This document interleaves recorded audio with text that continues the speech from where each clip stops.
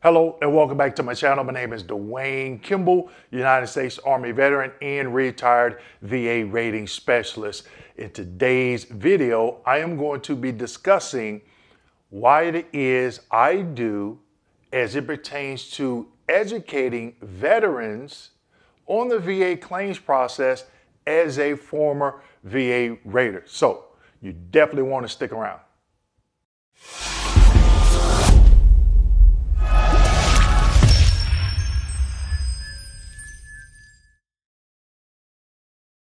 Okay, let's jump into it, everyone. So why is it I do what I do by educating veterans on the VA claims process? Now, a lot of you may already know I'm a veteran of the Missouri Army National Guard and United States Army.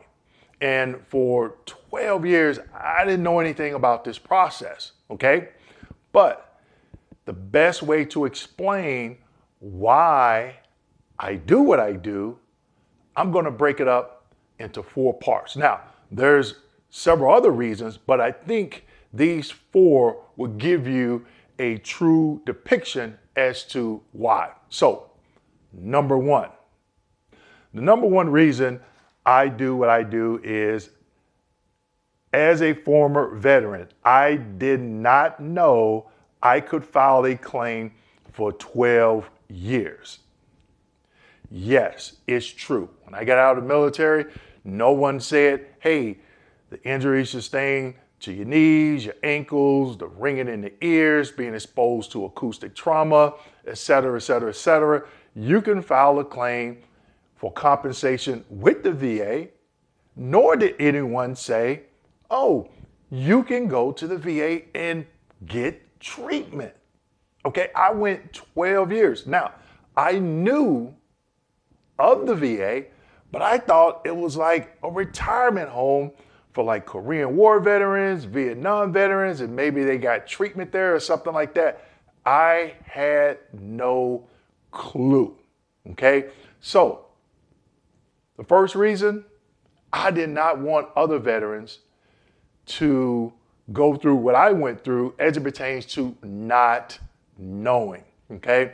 YouTube wasn't around back then, and I'll probably tell my age here a little bit, but when I was in graduate school, I think MySpace or something like that, hey, just came out, So when I got out, went through out processing, no one in the military Army said, hey, you can get service connected for these things. Also, when I was in the National Guard, no one was talking about line of duty statements, LODs, nothing, okay? So I want to make sure other veterans don't go through what I went through as it pertains to not knowing. Now, let's keep going. The second reason I do what I do is, while adjudicating and filing my own claim with the Atlanta regional office, I had a lot of issues and met with a lot of CUEs and DTA errors in my rating decisions. So yes, as a former VA rating specialist working at the regional office here in Florida, I did not have access to my claim. Other VA employees did not have access to my claim. What that meant was another regional office in another state adjudicated my claim. And those raters had the same training that I had. So from day one, when I received that first rating decision, I probably had about 2 CUEs and another 3 or 4 DTA errors. Yes, that many. And the person that completed it was not even held accountable. Probably didn't even get pulled for a quality review. I don't know. But as I started receiving other rating decisions from the Atlanta regional office, more DTA errors, more CUEs.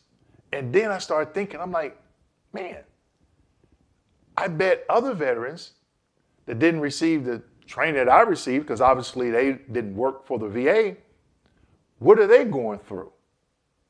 Okay, so when I finally retired, I made the decision, hey, this is going to be one of the reasons why I'm going to educate veterans on the claims process because I do not want them to go through what I went through.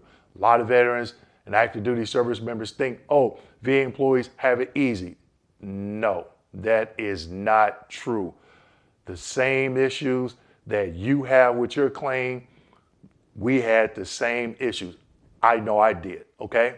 But I was able to correct a lot of those issues because I'm educated on the process. And these are things that I'm talking about in my videos so you don't go through the same pitfalls that I went through, okay? So let's keep it going. Number 3, what is the third reason I do what I do? Seeing veterans' claims getting denied for tedious reasons.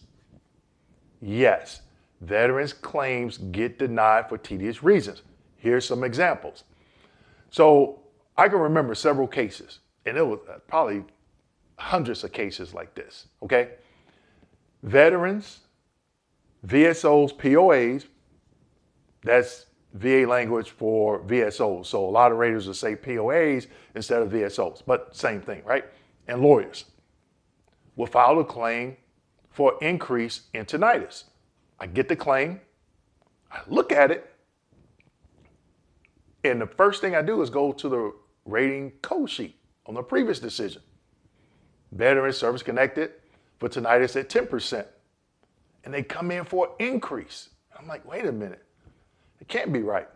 Yes, it was right. So not only did I see claims like that come in from veterans, I seen VSOs, POAs, claims agents, and attorneys submit the same claims. And I'm like, you gotta be kidding me. It is no way that this happens. Yes, it happens. And I had to deny the increase and confirm and continue the 10% because that was the highest evaluation for tinnitus is 10%. Now, I had one of those pull for a quality review. I didn't get an error, but there was a note. Going forward, make sure when you see a claim like this, make sure the veteran didn't get any type of treatment under paragraph 29, paragraph 30. Any treatment where they were hospitalized or any surgery for that condition. Because if they did, even though they claim the increase, I have to confirm they continue the 10% for tinnitus, but I could grant a temporary paragraph 29 or paragraph 30, okay? I'm not gonna get too far in depth in that, but I have a video on my YouTube channel where I explain paragraph 29 and paragraph 30, okay?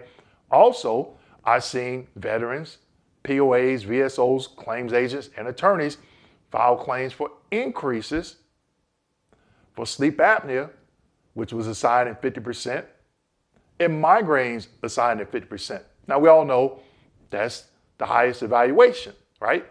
The veteran was informed, but they came in and submitted those claims, the veterans and their representatives. Same scenario, I had to do the same thing. So seeing veterans' claims get denied for tedious things in those examples that I provided, okay? Let's keep going. Number 4, the fourth reason why I decided to educate veterans on the claims process. And there's one claim that sticks out, okay? So I had one claim, I saw a veteran get denied and should have been granted for this particular claim. Now, I talked about this in a previous video, called it ripping off the Band-Aid, okay? But this particular veteran was supposed to get service connected for a knee condition, had a positive opinion from a doctor. And the VA rater went out of their way to just deny the claim based on the personal statement that the veteran submitted. Now, the veteran was not the wiser as to why, but if that veteran would have went and got a copy of that CMP exam and it showed a positive opinion, they could have used the argument on a high-level review at the time it was appeals, developed to deny. Okay, there was no other reason why that rater, what the rater did was they went back to that examiner and asked for another opinion, and the examiner said, no, my positive opinion stands. That is developing to deny. A lot of veterans don't know that. Maybe some VSOs, POAs, attorneys don't know it because they don't see that side of some of raters that are not advocates for veterans. And I remember this case. I can tell you the veteran's job in the military. I could tell you the city and state that that veteran lived in. I could tell you parts of that personal statement. That's how ingrained in my mind, in my memory, that just really disgusted me, okay? So that's the fourth reason, and not last reason, but the fourth reason that I'm going to share today as to why I do what I do. Now, I have several educational services listed on my website, but you can watch over 400 videos that I've done on the VA claims process and be successful. I get comments from veterans and they say, hey, Dwayne, I purchased a book. I've been following you on YouTube for the past 2 years, and it helped me get to where I thought it would be. And guess what? They never picked up the phone and called me. They just decided to invest a little bit of time in watching my video. So all those reasons that I just gave you, I think of topics that I know that will help you be successful in reaching the percentage you think you deserve. Now, is it a guarantee? No, because there's a lot of hurdles that you got to jump over to get to where you need to be. Some veterans, they go through the process, don't have a problem. But I want to leave you with this. Invest the time, watch my videos, don't be frustrated, get educated. So with that being said, make sure you like, subscribe, hit that notification button, and don't forget to share this video with your fellow veterans. And remember to go out and pick up my new book, VA Claims Success, and you can find it on my website. Thank you.